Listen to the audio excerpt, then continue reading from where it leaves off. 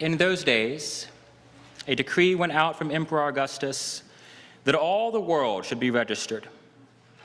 This was the first registration and was taken while Quirinius was governor of Syria. All went to their own towns to be registered. Joseph also went from the town of Nazareth in Galilee to Judea, to the city of David called Bethlehem, because he was descended from the house and family of David. He went to be registered with Mary, to whom he was engaged and who was expecting a child. While they were there, the time came for her to deliver her child.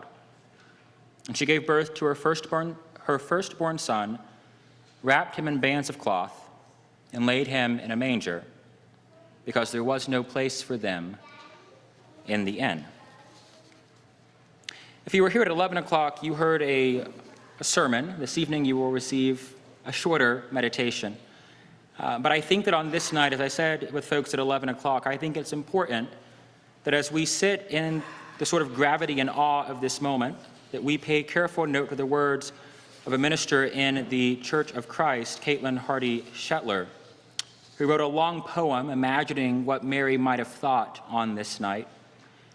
The quote that sticks out to me more than any other one is this: "If the vulgarity of birth, of Christ's birth, is not going to be discussed, then we have no business preaching any of this story at all."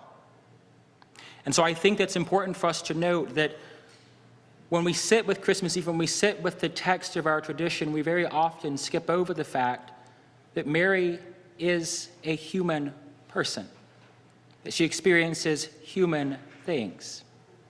And I think that that matters for us because a lot of the times in this faith, we've painted Mary to be this meek and mild person, always meeting the objective standard of beauty, always wearing blue or some sort of purple, some shade of royalty. We acknowledge her as being somehow different than all of us, and she is, and yet also it matters that she is deeply, totally, completely human.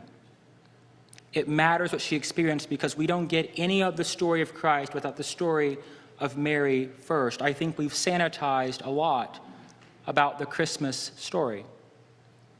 We need to sit with the real Mary and the real Joseph. The real Mary, 14 years old, roughly around that age, not quite sure what was happening in her life, and yet convinced by a conversation with an angel that she could do what she had just been called to do. The real Joseph, confused, quite truly filled with doubt. If you read the Gospel of Matthew about the Christmas story, it is all about Joseph and his dream. He was ready to walk away from Mary because he didn't believe that she could have a son without them having a real relationship. It takes a dream and a conversation for that to be made real. We need to talk about the real Jesus. So many of our hymns talk about Christ as this figure that doesn't make a peep when he is born. I think any medical professional would tell you if a baby is born and they don't make a sound, that's a sign of a problem. And yet we are told, quite literally in most of our songs, no crying he makes. I can accept that for the sake of the story. Fine. But we have to be honest about the rest of it too. There's a real manger.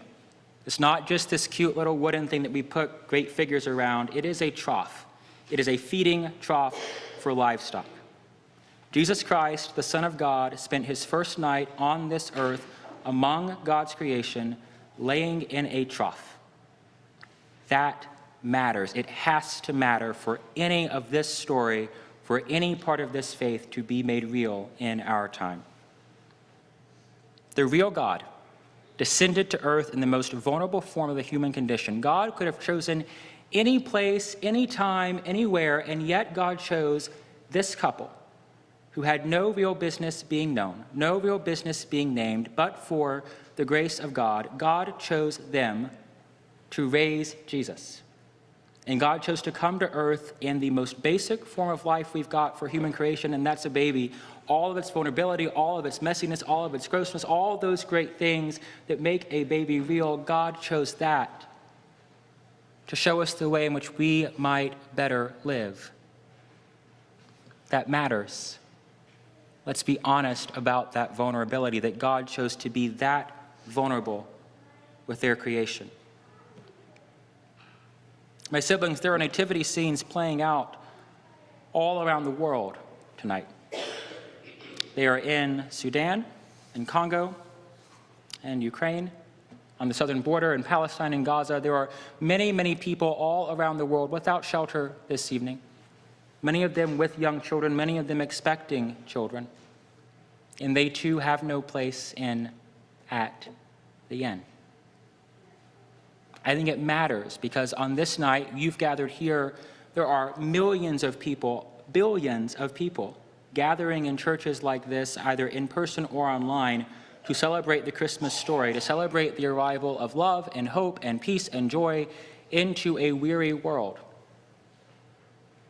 All of that can happen again. We too are in a weary world.